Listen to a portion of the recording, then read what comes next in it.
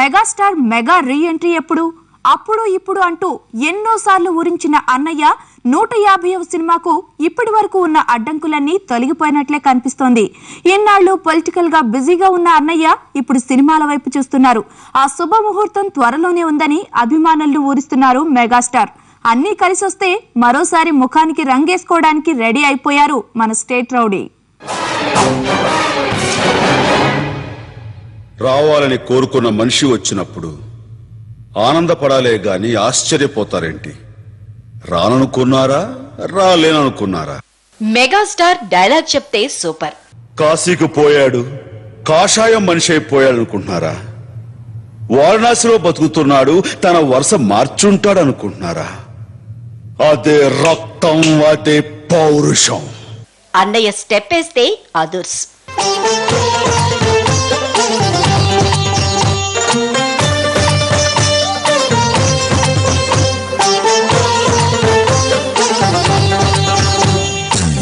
దాయిదమ్మా కొలికే కుందనాల బొమ్మ, నీతో పని ఉందమ్మా నడిచే కొండపల్లి బొమ్మ. దాయిదమ్మా పలికే గండు కోయిలమ్మ, నీపై మనసైందమ్మా నా నిండు చందమా. ఈ స్టాలిన్ కిక్కిస్తే బాక్స్ ఆఫీస్ అదర్స్. చేలం చిక్ చిక్ చిక్ చిక్ చిక్ చిక్ హా హా చిక్ చిక్ చేలం చేలం చిక్ చిక్ చేలం చిక్ చిక్ హా పాపరీకా హా ఆపే వేట ఆడిత ఆట హా హా ఇస్తా కోట హా GANG గ్యాంగ్ గ్యాంగ్ బజాओ బ్యాంగ్ బ్యాంగ్ గ్యాంగ్ లీడర్. అసలు సిల్వర్ స్క్రీన్ మీద ఈ సుప్రీం హీరో అలా మెరిస్తే చాలు నిర్మాతలకు కాసుల వర్షమే. ఇది megastar image.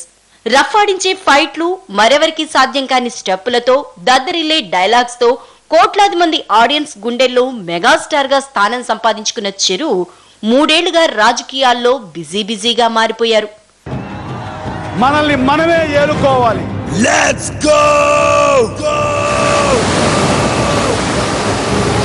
Are you ready? Are you ready? Are you ready? ప్రజా రాజ్యం. చిరు 145వ సినిమా నుంచి హిట్ మీద హిట్ కొడుతూ జైత్రయాత్ర కొనసాగిస్తూ వస్తున్నారు మెగాస్టార్. నేంతో 150వ సినిమా మీద ఫ్యాన్స్ కు అంచనాలు పెరిగిపోయాయి. కానీ అన్నయ్య పొలిటికల్ ఎంట్రీతో అవన్నీ పక్కన పడిపోయాయి.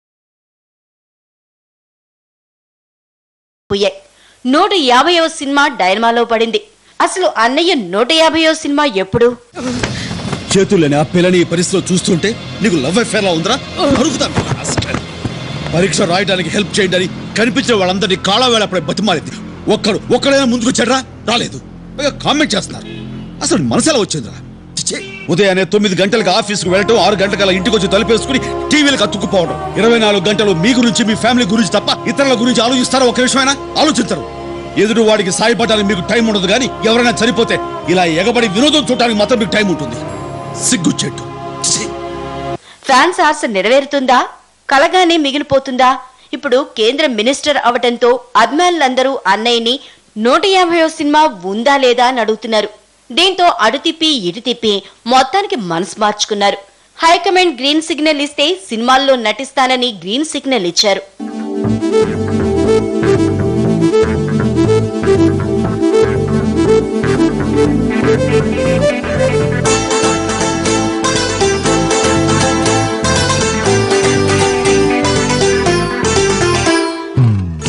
పొలిటికల్ ఎంట్రీ ఇచ్చిన తొలినాళ్లలో సినిమాలకు దూరంగా ఉంటాననే సంకేతం ఇచ్చారు అభిమానులకు.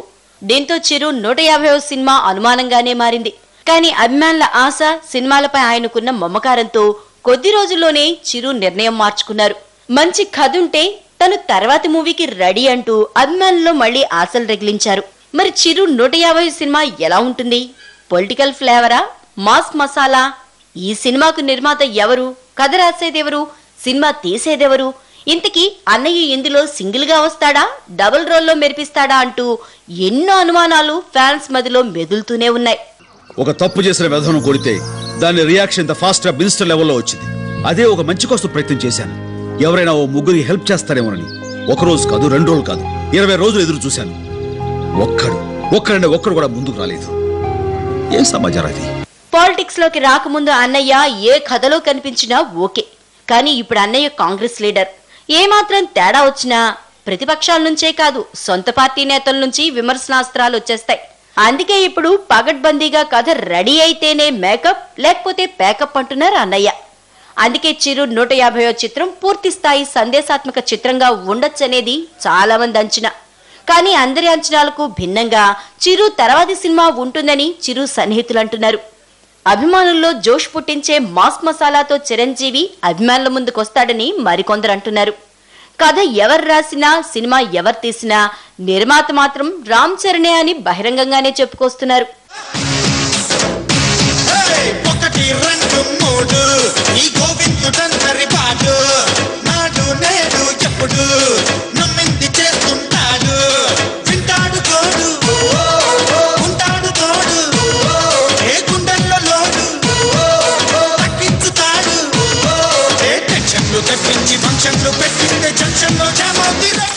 యాదృచ్ఛికమో, సినిమాలపై ఉన్న ఇంట్రెస్టో, మంత్రి పదవి వచ్చిన ముహూర్తమో గాని అన్నయ్య సినిమాల మీద తనకున్న ప్రేమను చాటుకున్నారు. రాజకీయాల్లో ఉండటంతో ఫ్యాన్స్ కు దూరమయ్యా తప్ప సినిమాల్ని వదిలే ప్రసక్తే లేదన్నారు చిరు. మంచి కథ సిద్ధంగా ఉంటే మళ్లీ రంగేసుకోవటానికి ఎప్పుడైనా రెడీ అంటున్నారు మెగాస్టార్.